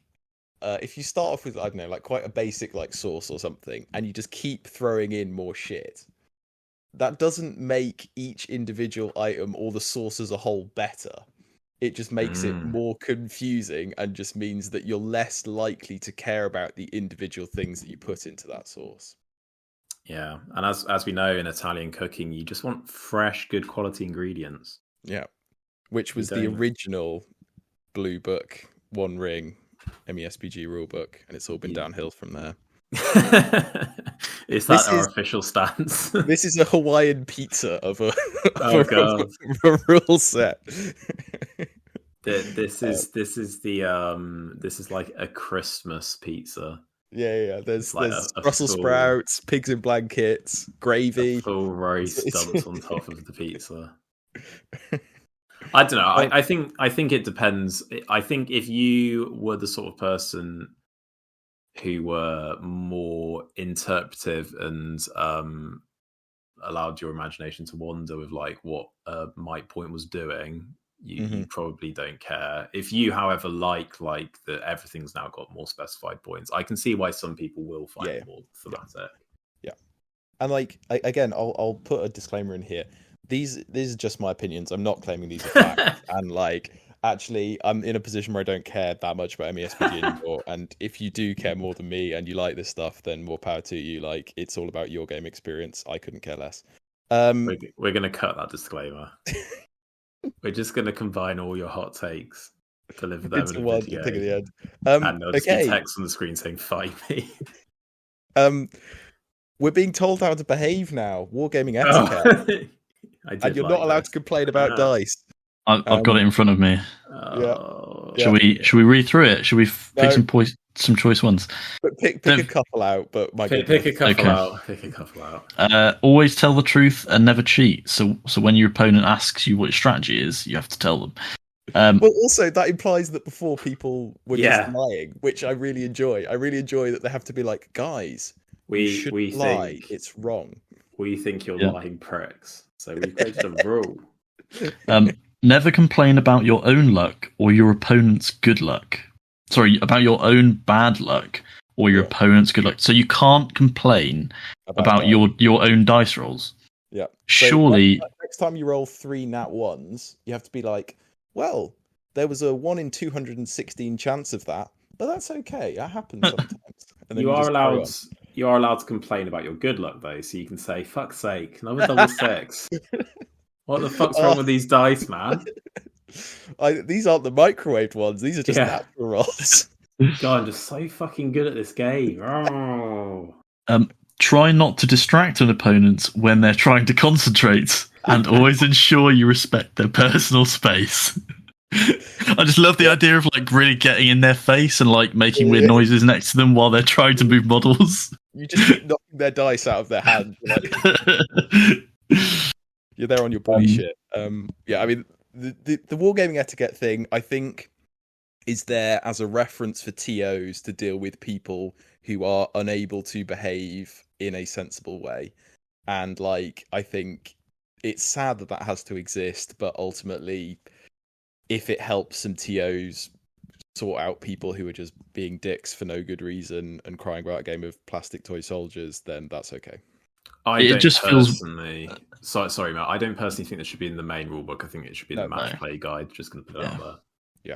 Yeah, it does feel like I'm being told how to behave in my own house, sort of thing. Like, imagine we were playing a casual game, and again, I think this is why I said, it should be in the match play guide because, and it also speaks to what you were saying earlier, on about it maybe not being geared towards casual players anymore. Because if it was, you wouldn't need to have this. You would just, if we were playing a game, I'd complain about my dice because, we're not in like a competitive format where I'm not allowed to make you feel bad about my luck, Well, it turns out that the reason you're complaining about your dice is because you're a terrible person. That's what I'm being told. Yeah. The rulebook says it. It does. Who doesn't complain? Like, complaining about your dice is one of the few things that you always have in common with the person opposite you. It's like one of the few inherent things. Yeah. And this argument that like it's in some way detracting from the skill of your opponent. No, it's not. You rolling a 111 has nothing to do with the skill of your opponent. Yeah. By complaining about little things like that, you're not like. There's a big difference between complaining about you've won purely because of luck versus complaining about elements of luck. And it's bizarre that they've spent fucking 150 pages listing out every minute way that you could possibly interpret a rule in the rest of the book. But then when it came to these suggestions, just broad sweeping statements, fuck you, don't complain about luck, you bastards. Like, Jesus, guys, like, what was the point? Like, I just don't really understand why they made this page. Clearly, do they even have this in the 40k rule book? I don't think they do. That's what I was wondering, I was thinking if we've got this, we're probably the nicest community overall of people because we just like Lord of the Rings. I don't reckon this is in the 40k rulebook. I might actually just quickly have a look whilst we're chatting about the next one. You've got the 40k rulebook? No, I'll just find an online copy. Okay. There's also what I view as potentially a sort of. I mean, this could just be interpreted and used in a lot of ways, but. Avoid using language that your opponent or others around you may find offensive. I feel like that's just a can of worms for a lot of people as well. Yeah, I mean, I'm gonna start every game off with, can I just check? Do you find the word "fuck" offensive? Yeah, and then you have like a 150 word list of words you might say when you get frustrated. And it's we're gonna have tournament word bans. Let me quickly read out every single offensive word in the English language. Can you please indicate with a nod or a shake of the head which one you're okay with? I mean, or just I'm not really sure I've ever like sworn in front of somebody I didn't know playing a war. You're the sort of silently seething type, though, aren't you? Yeah, I do. You just silent like seethe. Yeah, your leg wobbles when you're like seething. My leg and wobbles most of the time. Like when I'm thinking, he's got bad knees these days. I think that it's probably due to the leg wobble. Cool. Right. Will fight and strike changes feel good in the long run? I think they will feel more consistent, and it will lead to less feel bad moments. I think it's a bit of a shame for people who like the big swing moments, but ultimately, I would rather people just have like less moments where they're just utterly crushed by like something that shouldn't happen in a niche situation. So I can understand for the more competitive players why this feels a lot better, and it makes models with strike less of an auto take than they used to be before. I agree. On the fight values, I do just think that if you are going to limit it to having only 10 statistics, you're always going to have a circumstance where it doesn't feel right somewhere. I think you're right. I think the strike is going to feel better overall, even if you don't get the cool moments where, like, you know, a hobbit can defeat something by they still can, and you could, it's just less likely. It's just less likely because, I mean, as long as they just roll badly and don't complain about it, and it'll be fine. Yep. So Sam can still take down Sauron. He's just going to have to get a little bit luckier. Sauron's just not allowed to complain about it now. Oh, I can't believe how lucky you were with your Sam. Oh, I've been kicked out of the tournament. Yeah. Never mind. Right. Cool. I think we've kind of talked about like theme fluff, that kind of thing, and a bit about the new edition stuff. That's okay. There's one point I want to touch on, which I think is, I mean, I've had a complaint already, to be fair, so this is not actually anything new that I'm broaching here, but like, I think in terms of like what people feel entitled to from the new edition, like, I think people who play their games with lots of other people in the same kind of sphere, it becomes a bit of an echo chamber, and like I think it becomes very easy to forget that you are not the only kind of player who plays the game. And so if a new edition doesn't exactly fit what you want it to do, maybe just consider that there are other people out there who are playing the game differently to you, and it might have been designed with their needs in mind as well, not just yours. I'll let you addressing this to someone.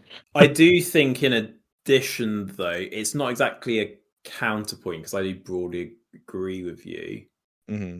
I'm not 100% sure, though, that equally the rules designer applying how they think the game should be played onto a rule set should be forced on everyone either. Do you know what I mean? Yeah, that's true.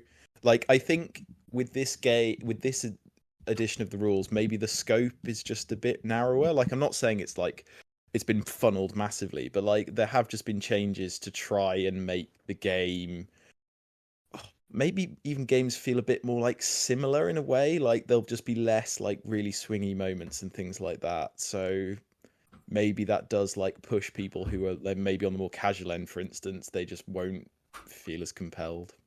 I don't know.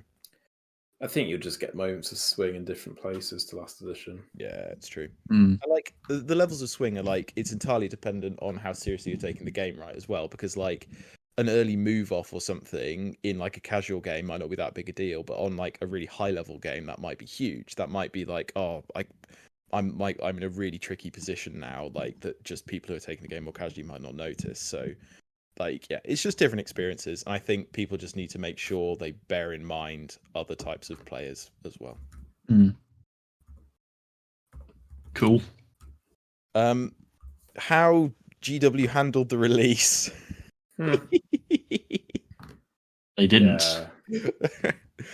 I mean, honestly, like I couldn't really give a damn about how it makes GW look, but like if I was on the MESBG like release and PR or promo team or whatever, I would be fuming. Like there must have been so much like so many reactive posts and things where they had to like change when they put up a profile or like change how they released a certain thing just because of the leaks and stuff.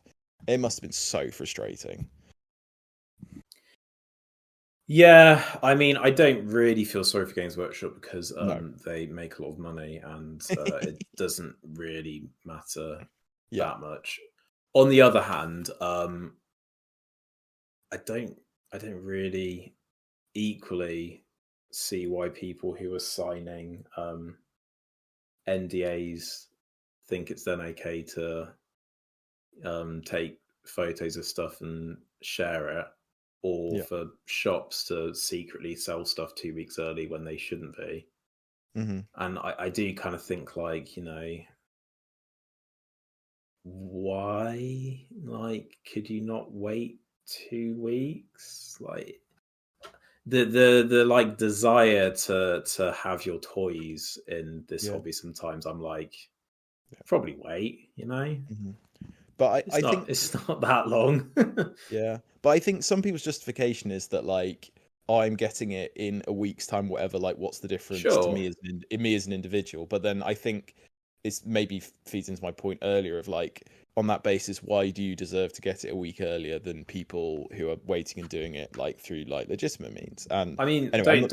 don't get me wrong. I didn't like morally refuse to look at the leaks. Like, if they're out there, they're out there. It's the yeah. responsibility of the person leaking, not the people reading them. I'm Mhm. just a bit kind of like, I don't know. It's difficult really to express how I feel about it. Mm. I just kind of think a bit like,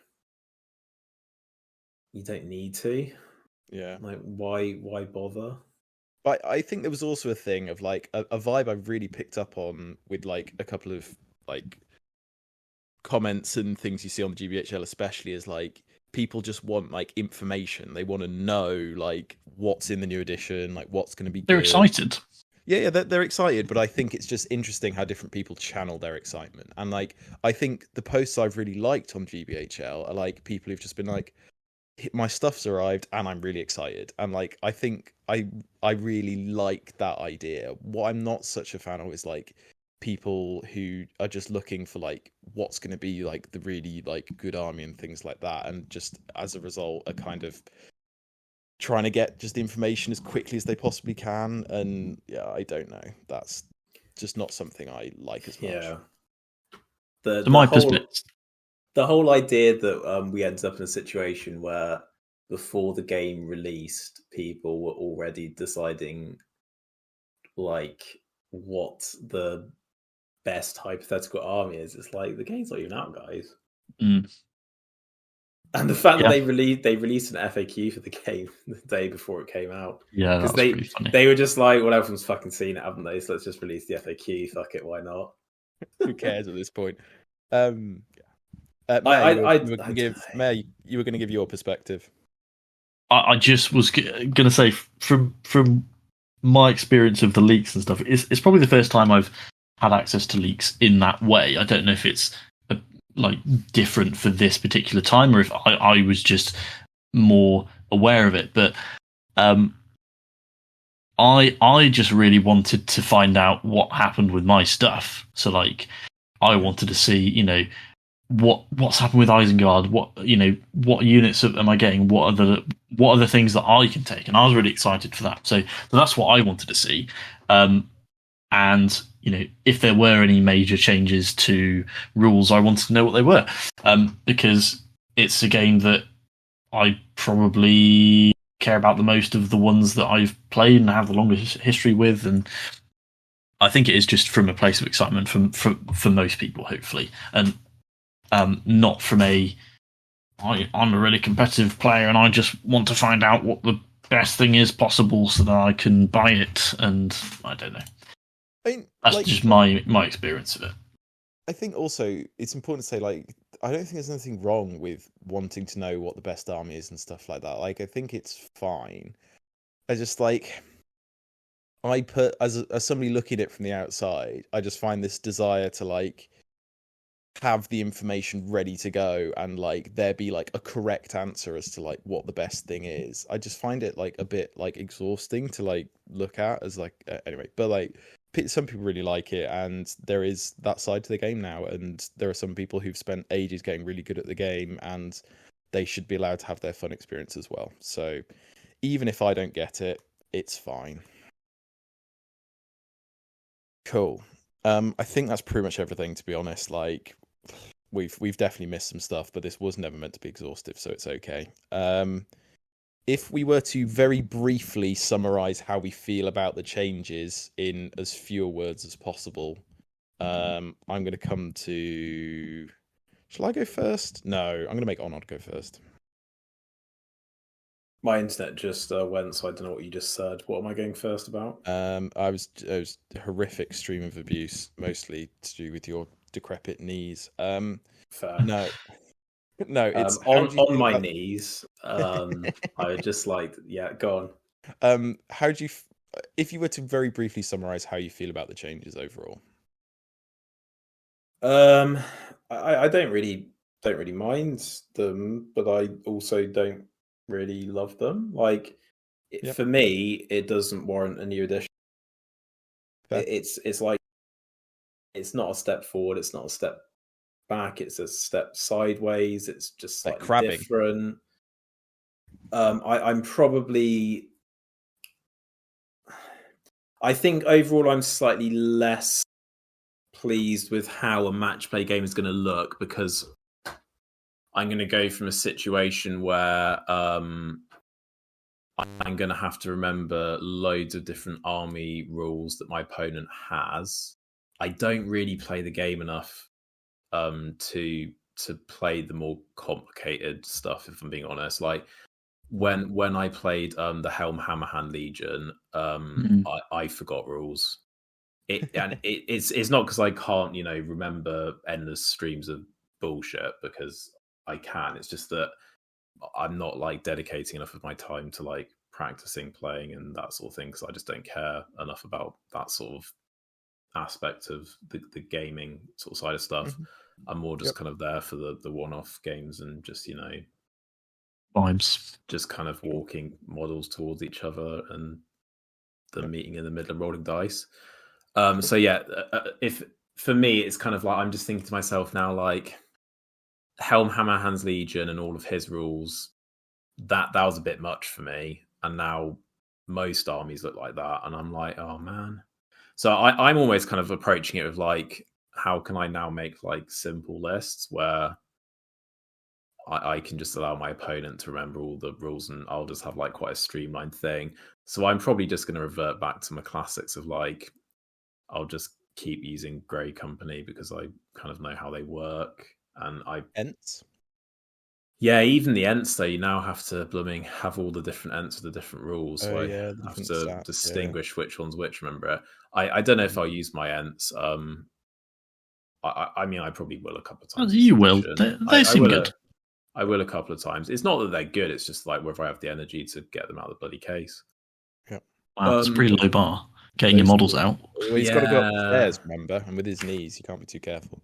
It's more with the Ents, like they're so carefully packaged to make sure that the twigs don't snap. I'm like, getting them out is like you need some metal trays with some magnets. So yeah, I mean, I don't really care what edition of SBG I play. If I want to play SBG, I'll just play whatever edition someone else wants to play, and because that's probably going to be the new edition, I'll play the new edition. But for me, it's not like, oh, I must go and get this. And to be honest, because I'm not anticipating playing as much of this edition as next edition, I haven't actually gone and bought the rule books, because I just don't want to invest 100 quid in more books, which I know I won't probably use enough to warrant it.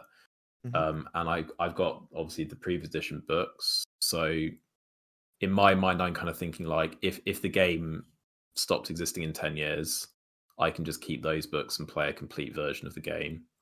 And I've got, War in Rohan and Scouring of the Shire, so I've got like a couple of narrative play bits and pieces, and I know you guys have other ones, so we could just do stuff in this edition. I might be enticed if future rule books they do something different with narrative, and I'm like, oh, this is really really interesting. I think what's more likely to happen is they just re-release the same narrative scenarios but charge me for it again, and I'm less keen on that. So yeah, I just don't really have anything beyond that. It's like it's just a new edition. They haven't really done too much that massively has done anything. It's very different, but on the other hand, it's not very different. They've moved more towards a rules heavy approach, but I can just ignore all of the extra guff by carefully picking armies which don't include it. So I'll just do the same as I always do, which is taking terrible lists because I like the models. Cool. Sounds good. Mayor, what do you reckon? I think overall my vibe is excited. I'm not going to play as much this year with this edition probably as I have on previous years, but I am planning on going to a few tournaments, so I want to be up to date with this system more than I do with updates for Bolt Action or Legion, for example. I'm excited to go and play up to date games with the new rules and the new armies. I like the updates to the things that I have. So I like the changes that have happened to Isengard and my boy Uglug, and even Goblin Town. I'm excited about those changes. I think they're probably in a similar spot or worse overall, but I think it just excites me a bit more to play them than it did before. I like 90% of the rules changes, and despite most of them being slight, it's not exactly a system overhaul, and I think that's okay. I personally think that there are enough changes to justify a new edition, and especially with the updates to a lot of profiles, I think you wouldn't have necessarily been able to do that with just an FAQ, or at least it wouldn't have been very comfortable to have done that. So I don't mind. I think I'm happy to have made the investment. I've got the ebooks, which I'm happy to say were less expensive than the books. So I'm expecting to play some games, and I'm sure I'll enjoy it. And I'll be dragging you two into some of it as well, I'm sure. What about you, OT? I have enjoyed the process of observing like a zoo. Social commentary. Observing like a zoo. I don't know. I think what I've enjoyed about vaguely keeping up with the new edition stuff is just that, like, it makes you think about SBG, and it makes you think about it. Like, you see now, because of the joys of social media, you see the kind of different kinds of players out there, and like, it has really made me reflect on like what I enjoy about SBG. And I don't know, it turns out I don't really like a lot of aspects of SBG, and like, I did really find a lot of the narratives online and stuff to just be like, yeah, not the kind of thing that I was particularly interested in. So I don't know. I think for me, I imagine I will play some of the new edition, but I don't have any interest in collecting new armies or expanding my collection or buying the books as a result of the new edition. So yeah, unfortunately, at least from my perspective, it's not been a financial success for GW, but I'm sure they will do absolutely fine. Cool. You stunned silence from the Speaking of collecting things, I've put this down, but I feel like I know what the answer to both of you is going to be. But we'll start with you, shall we? What are we looking forward to collecting, if anything? Me? Nothing. Legion. I was going to say, Legion. Yeah, there's more rebels. Go on, give us your pitch. There's some touted new hard plastic rebel troopers which look quite good. Oh, yeah. I'm trying to think, if cynicism aside, if I was to collect a new army for SBG, fuck, that's a good question. God, give me some ideas. What do I like? What would I be on board with? Well, pretty much everything you've collected, you've hated. So I don't really, I don't know where to start. That's not true. I liked Eagles and Thorin's Company. That was good. No, that's true. Actually, you could get some more Eagles. I would, if I was to get another army, I would try and get one of the metal fellowships and paint them up nicely. And I would take Breaking the Fellowship. Is that actually a list now, or is it just it Fellowship? Is. They can also take Haldir in it now as well. Oh, nice. Yep, that's what I would do. Because I think I think it's a themey list, and it's basically the same as the Legendary Legion, which I really liked in the last edition, and that would be cool. So yeah, there we go. That's what I'm going to not collect, but if I had to, that's what I would. Arnold.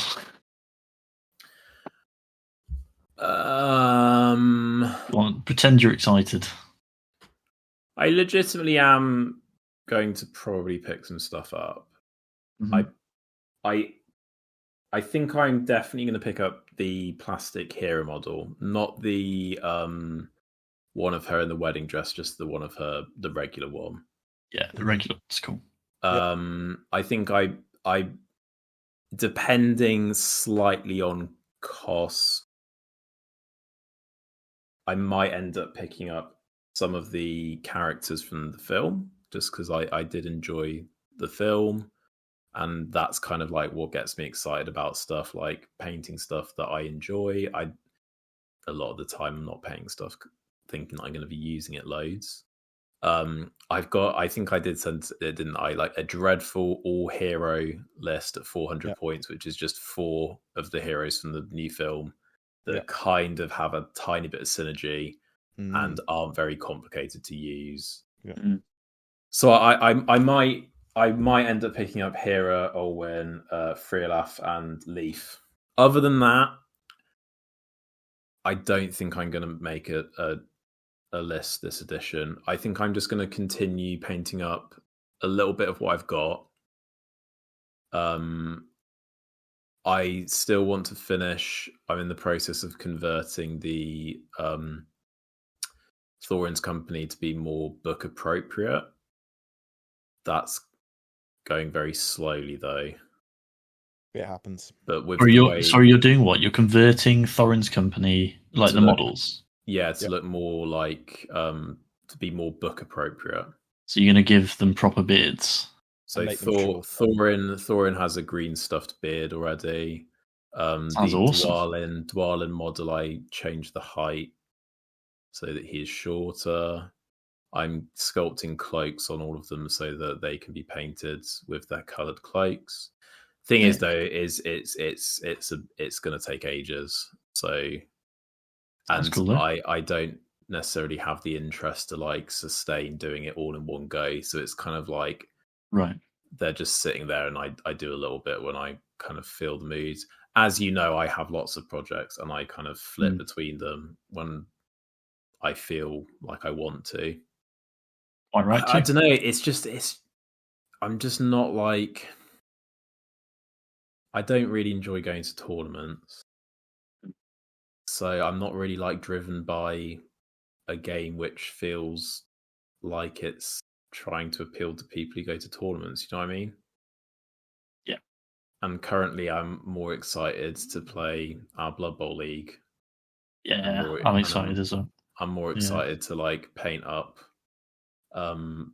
models for like little side projects that I've got that are nothing to do with like what we play, the three of us. And also just like the amount of time it takes to set up an SVG game versus the amount of time it takes to set up a Blood Bowl 7s game. Like we can play a whole game of Blood Bowl 7s in almost the same amount of time it takes just to set up the tables and shit. Yeah. So yeah, anyway. I'm just going to be buying some Uruk Scouts so I can play the Isengard Scout lists. That's my plan, at least after I've painted the 3 Blood Bowl teams. Didn't you sell like loads of Scouts not that long ago? What do you mean not that long? It was literally while we were still at school when I sold them. Arbitrary concept. After War of the Ring, when I very hastily painted them and they all looked terrible, I did sell them, yes, and I do slightly regret that, but I will buy them back. We live and learn. And finally, a quite existential question. What does the future of MESBG content look like on our channel? So I'll start by saying I'm still planning on hopefully doing the occasional back rep, and I might do an occasional tournament report if I feel it's warranted or worthwhile. But I get the impression that we're probably not going to be doing things like reviewing every army list or looking at profiles and things like that. I think it could be some banger content there. I think that could be fun. OT, have you read this? What? Yeah. I think we are still going to do narrative stuff, but just because that takes a long time to put together. Literally, because it took us half a year to get ready for scouring. Honestly, those fucking ruffians. And that's the smallest possible narrative stuff. So we are kind of in the background going to be working on some things. I think we will do the occasional content. I don't think that we're going to be doing the loads of chat videos like we did for the previous edition. Yeah, it's probably going to be more focused around kind of narrative stuff. So yeah, feel free to unsubscribe if you don't want to see all of the bollocks that we're doing in the meantime. Yeah, it's going to be a lot of random stuff that we just kind of fancy doing, and that's what a YouTube channel should be. So yes, there we go. Well, that was, and I'll be interested to see how long this is post edit, but pre-edit, that was 2 hours and 10 minutes on the new edition, which is quite impressive. To be fair, we have held off on talking about it for the most part, as we promised we would. Until now. I'm going to be honest, I think this is significantly better than a load of piecemeal videos along the way where you don't have a full picture. But you know, people can do what they want. That's fine. But people won't watch it because everyone now knows everything, and so they're going to be like, "Oh, we should have done one for every leak. We should have just screenshotted the Reddit threads and this channel I watch one time is a month late to fucking talking about stuff." You're welcome, everyone. Unsubscribe. But yeah, thank you for watching. And yeah, no idea when we'll be back next. But I've been joined by the mayor. Thanks, everyone. Onod. Bye. And I've been OT. Bye.